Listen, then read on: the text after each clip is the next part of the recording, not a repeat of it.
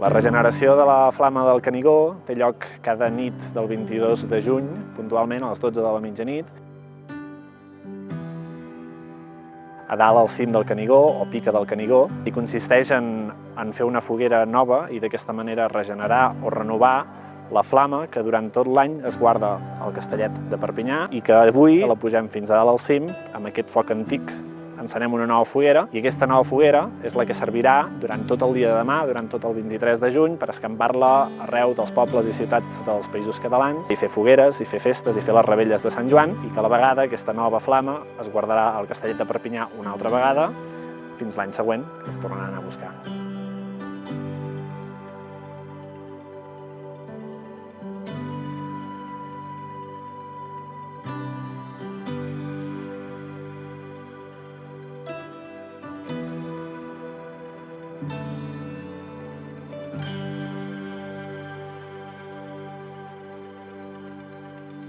La flama arriba al refugi de Cortalets aproximadament minuts abans de les 7 de la tarda.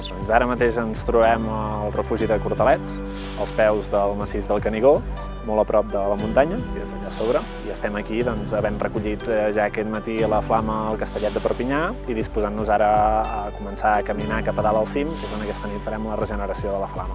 Aquesta flama ha d'agermanar-nos tots i anirem després a regenerar-la i la portarem amb aquest missatge de pau, de lluita i de germanor.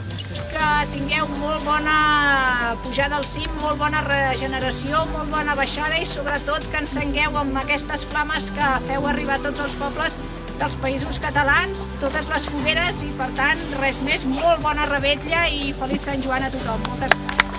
Canigó, durant l'edat mitjana, per exemple, que no hi havia sistemes de medició, es creia que era la muntanya més alta del Pirineu, no és pas així.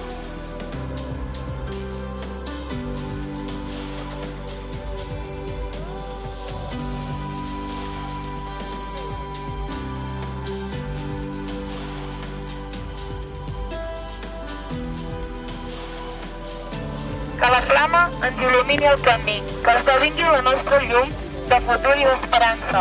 Mantinguem-la sempre encesa com a símbol de democràcia, justícia i llibertat. Que sigui la flama la nostra bandera de cultura i llibertat. Sortiu al carrer a rebre la flama, gaudiu de la vida i de la nostra festa de Sant Joan.